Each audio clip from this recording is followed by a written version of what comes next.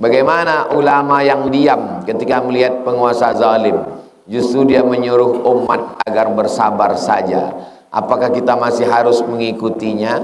Apakah ulama itu menanggung dosa? Nah, ini untuk memancing anak ya.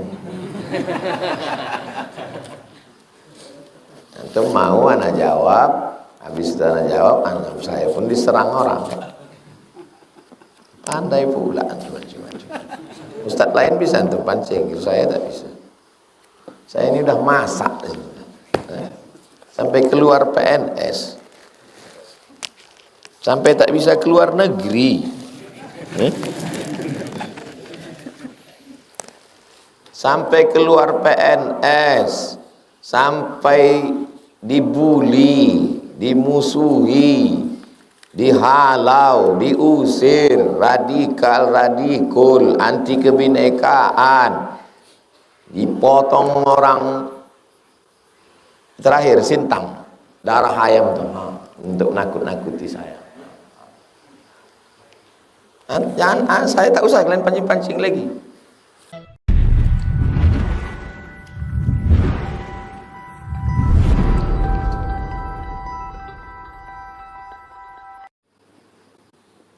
Bagaimana wirid zikir setelah sholat Jumat?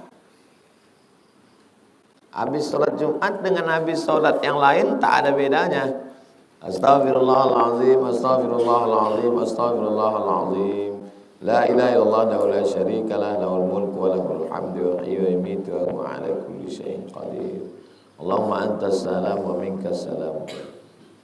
Subhanallah, subhanallah, alhamdulillah, alhamdulillah, Allahu akbar, Allahu akbar.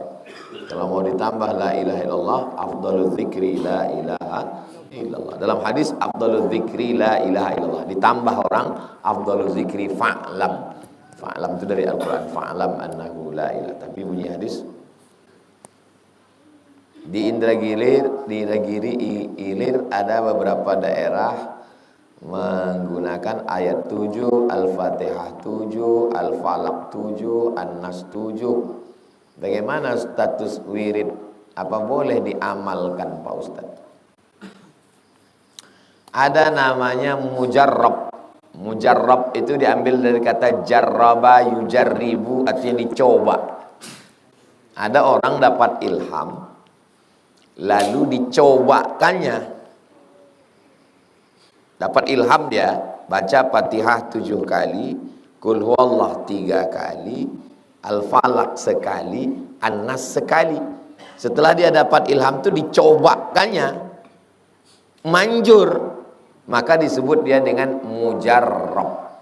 Dari kata jarraba yujarribu, mujarrab. Alhamdulillah doa ini mujarab nih. Mujarrab. Karena payah orang kita nyebut mujarrab, jadi mujarab, mujarab. Artinya udah dicobakan berhasil. Guru saya namanya Syekh Umar Al-Ma'ruf Ali waktu di Sudan. Saya datang ke rumah dia. Waktu saya pertama datang, saya bawa madu, saya bawa minyak zaitun, saya bawa oleh-oleh dari Indonesia. Kata dia, tak boleh. Kita biasa ngasih hadiah ke guru kan biasa. Kata dia tak boleh. Kenapa tak boleh Syekh? Setelah sidang baru boleh ada komunikasi. Karena kalau dari awal sudah begini, hatiku nanti rusak. Ini yang tak ada di dosen Indonesia. Jadi setelah sidang semua selesai, diundangnya saya di rumahnya, dipotongkannya kambing. Datanglah orang sakit. Jadi banyak orang sakit datang. Abdul Somad, sekarang kau yang mengobati orang ini. Aku tak bisa, saya bilang. Ku kasih kau ijazah. Al-Fatihah 7 kali, Qul huwallah 3 kali, Al-Falaq sekali, An-Nas sekali. Kau bacakan ke dia. Kalau ada air, bacakan air. Ini ku dapat dari guruku, kata dia. Itu namanya mujarrab. Gurunya dapat ilham sampai ke guru saya, lalu ke saya ijazahkan ke antum. Ajaztukum, ku ijazahkan. Ada nanti balik antum ke kampung. Balik ke kampung datang orang, susah melahirkan, susah jodoh, sakit, demam, bawakannya air. Tolonglah bacakan doa nih Ustadz. Terus antum bilang, mohon maaf, saya dari Fakultas Sosial dan Ilmu Politik. Gak bisa antum tolak begitu. Antum bacakan Fatihah 7 kali, Al-Falaq, Kul Wallah 3 kali, Al-Falaq sekali, An-Nas sekali. Kuriwayatkan dari Ustadz Abdul Somad, Ustadz Abdul Somad dari Syekh Umar Al-Ma'ruf. Kalau riwayat sholat, ya pakai ambil dari hadis-hadis Nabi Muhammad SAW. Bagaimana cara berbakti ke orang tua yang sudah tua renta? Selalu suka sumpah serapah. Terkadang saya merasa yang saya lakukan sudah betul, tapi tetap salah. Bagaimana sumpah orang tua ini? Karena saya sering menangis dengan sumpah. Seandainya Allah mengirim malaikat, lalu malaikat itu ngasih tahu ke saya, Somad, ya malaikat, mau kau kuhidupkan emak kau lagi, tapi dari pagi sampai malam dia menyumpah kau aja. Hidupkanlah malaikat, hidupkanlah. Biarlah ya dia hidup. Tak usah dia senyum, tak usah dia baik, tak usah dia menasihati saya. Hidupkan dia. Disumpah serapahnya saya 24 jam, biarlah. Bagi kalian yang disumpah mak kalian, dicaci maki hamunnya kalian, lalu kalian berhenti berbakti sama dia. Kalau saya, kalau bisalah dia hidup lagi. Mau dibilangnya binatang, mau dibilangnya apa. Saya Pak Ustadz, yang dikata jamaah, sudah saya siapkan makanan ke emak saya. Pergi dia ke tetangga, minta nasi. Dibilangnya, anakku tuh parah kali, taklah dibuatkannya aku makan. Padahal udah ada di rumah Pak Ustadz. Saya belikan dia baju baru Pak Ustadz. Pergi dia ke tetangga, dibawanya baju sobek. Tengoklah anakku. Apa yang saya lakukan Pak Ustadz? Kaulah orang paling beruntung, paling bertuah, saya bilang. Aku yang mencaci maki pun tak ada lagi. Nah, jadi kalau antum punya orang tua, jaga-jagalah. Orang tua makin tua dia memang begitu. Macam memegang Quran buruk, dibaca tak terbaca karena sudah berlobang-lobang, dibuang berdosa. Begitulah orang tua. Kalau antum punya orang tua 60 parah, 70 makin parah, 80 makin parah. Kalau udah 80, datang antum tanya, kau siapa? Makin parah. Antum mandikan dia, antum sabunkan dia, pakaikan pempes. Ingat dia sembahyang, jaga. Kasih kain paling bagus. Cari kain ke Ramayana sana, tanya, mana kain yang harga 5 juta? Pakai kain. Belikan sajadah paling bagus. Carikan minyak wangi paling bagus. Itulah kunci hidup.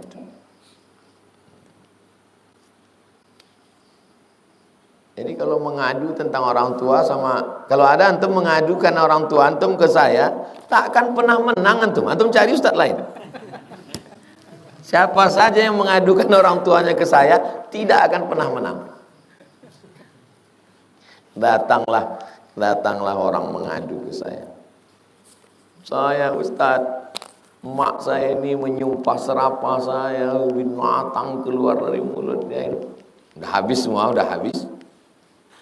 Kalau antum nanti jadi Ustadz, datang orang ngomong, jangan dipotong, biarkan dia sampai habis. Kan udah terasa itu, asal udah agak diulangnya 2 kali, itu udah habis bahannya itu. Nah, udah habis ceritanya.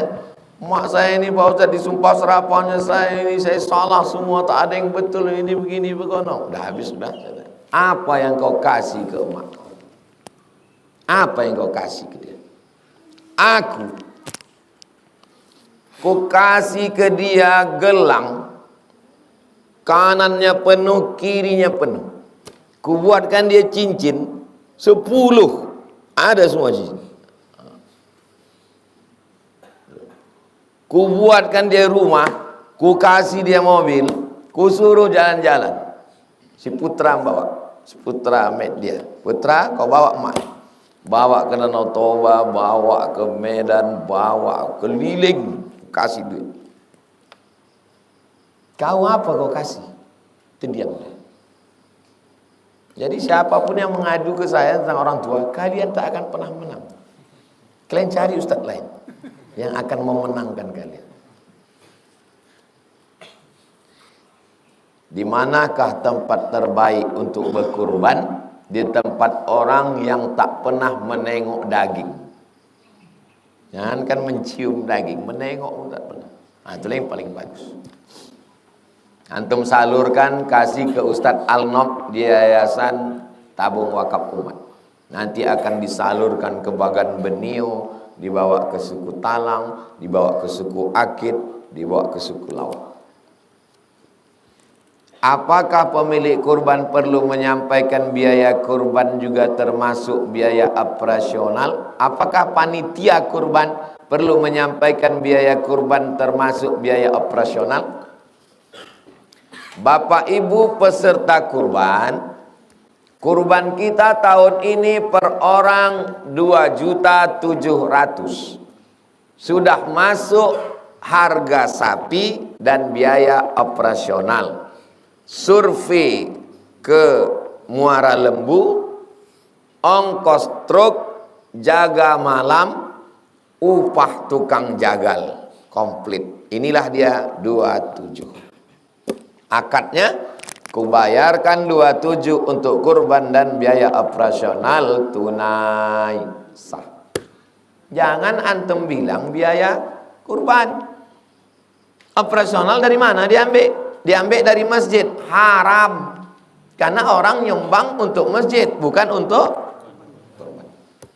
Ambil 2,5. Terus biaya jaga malamnya, biaya surveinya, biaya sapi dari Muara Lembu kemari. Memang kau bawa jalan sapi itu kemari? Sampai kemari kan tak langsung dipotong, jaga malam. Uang kopi orang itu dari mana duitnya? Dikutip lagi, 2 kali kerja. Bahaya. Saya terima 2,7, kalau duit berlebih kami balikkan. Akadnya mesti benar dari awal. Antum yang terlibat nanti, yang tak hadir, yang semua terlibat panitia-panitia kurban, maka akadnya buat 2,7 untuk kurban dan biaya operasional tunai sah. Jelas? Semasa hidup orang tua saya wasiat, setelah saya meninggal, warisan saya tinggalkan jangan kalian bagi sebelum ibu kalian meninggal. Yang saya tanyakan, mana yang saya dulukan kerjakan? Wasiat pembagian warisan, karena orang tua sudah meninggal, ibu masih hidup. La ta'ata li makhluqin fi maksiatil khaliq. Tidak ada ketaatan kepada makhluk menyebabkan maksiat kepada Khalik. Taat kepada makhluk menyebabkan maksiat kepada Khalik. Tak bisa. Harta warisan mesti dibagi. Kalau gitu ayah kami ini salah. Ayah kalian tak salah. Kalian salah paham.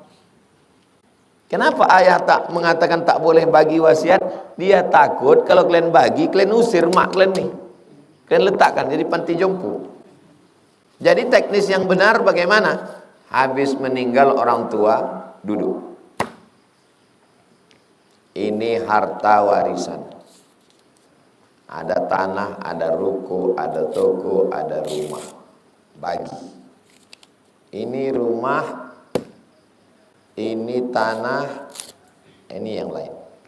Kau dapat jatah tanah, kau dapat ruko. Di antara keluarga ini yang kira-kira berduit, yang kira-kira beruang, mana? Ini ada 3 orang. Kalian yang bertiga jatah rumah. Kenapa kalian bertiga jatah rumah nih? Karena kalian berduit. Jadi kalian masih bisa tenggat lama. Kalian jaga emak nih, jangan kalian halau dia dari sini. Yang ini kasih ruko, kenapa? Karena anaknya sedang kuliah, duitnya tak ada, bisa dijualnya langsung.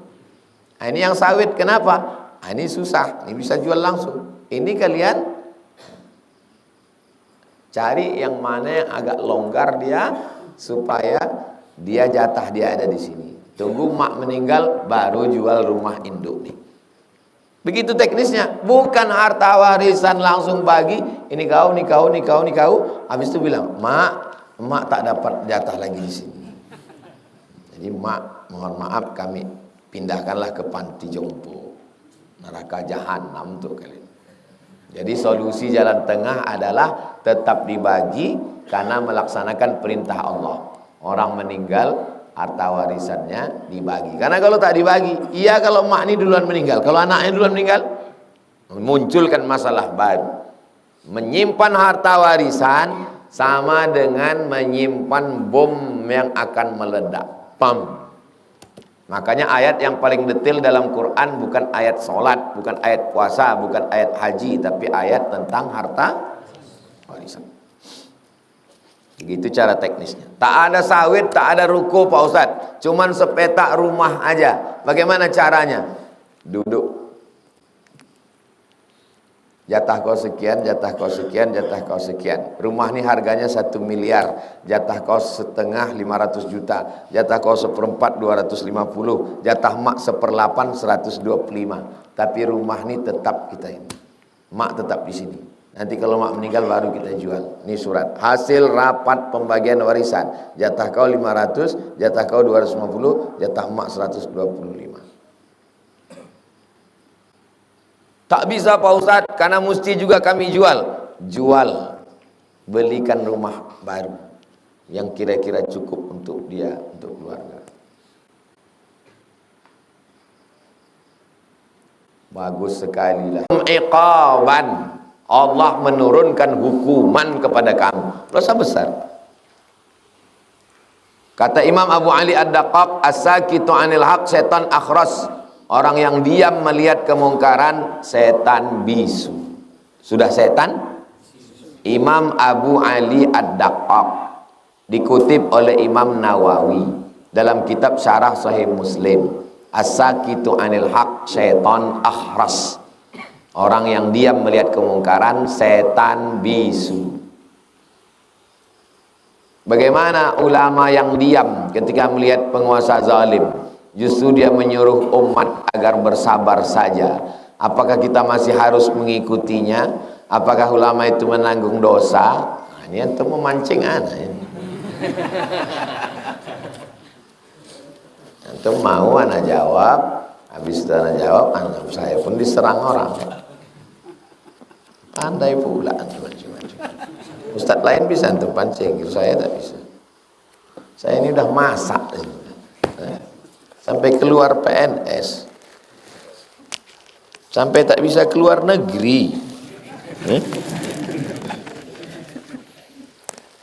sampai keluar PNS, sampai dibuli, dimusuhi, dihalau, diusir, radikal, anti kebinekaan, dipotong orang. Terakhir Sintang, darah ayam tuh, untuk nakut-nakuti saya. Jangan, saya tak usah kalian pancing-pancing lagi.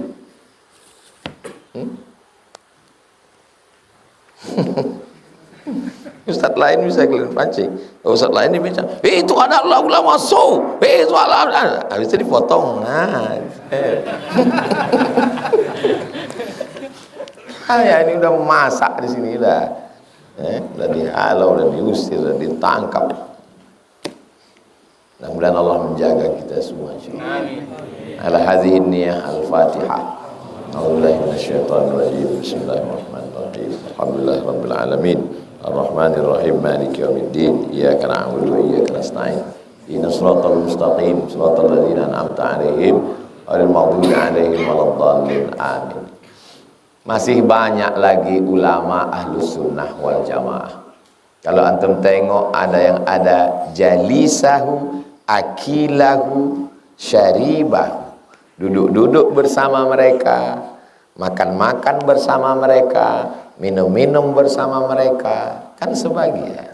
Yang sebagian kan masih ada yang istiqomah. Ikutlah. Jelas?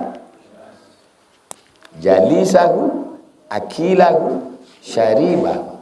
Duduk-duduk, makan-makan, minum-minum. Kalau sudah duduk-duduk, makan-makan, minum-minum, khalata, bercampur hati.